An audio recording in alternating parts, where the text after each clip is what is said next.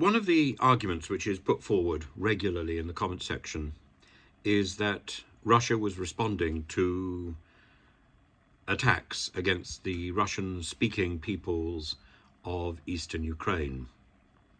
And Russia was responding to a rise in nationalism in Ukraine. And this was the reason for Putin's annexation of Crimea, and indeed for Putin's attack on Kyiv about 2 years ago. I have consistently said this is spurious, and the Moscow Times today has put out a very interesting report where it's interviewed former paramilitary soldiers who had gone into eastern Ukraine to foment trouble. They were people mostly from Rostov-on-Don, and they were there to stir up the Russian-speaking population to cause a crisis.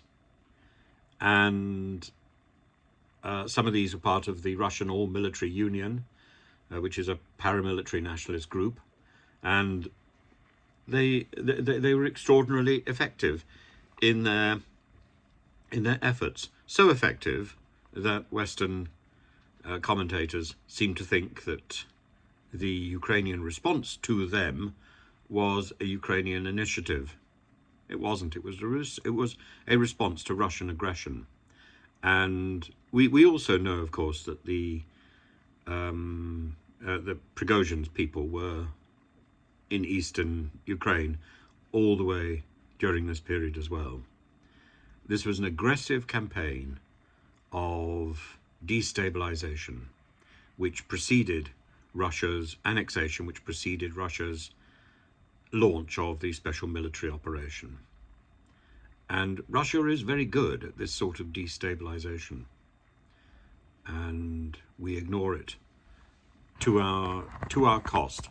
And you know, it's as I say, the information is very clearly there with personal testimony, and it's something I've been waiting to see for a long time.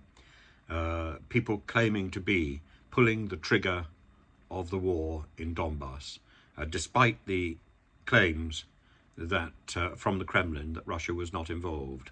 If it wasn't for the people who were being interviewed by the Moscow Times, people like Gherkin, then the uprising would probably have fizzled out, as it did in Kharkiv, where Ukrainian law enforcement re-established control over administrative buildings. And these volunteers played a key part in fomenting the conflict and in enabling Putin to claim that his soldiers were coming in some sort of rescue mission. And this is the evidence that gives the lie to that. The invasion of Ukraine is an invasion. It's not a rescue. It's an invasion. In addition, there's evidence that the insurgency was the missions to stir up insurgency in Ukraine was funded by Konstantin Malofeyev and others, and Prigozhin, of course, and that there were the Russian imperial movement had 300 fighters there in the Donbass between 2014 and 2015. The military wing, the Imperial Legion, provided a 2-week training course, sending people to the Donbass.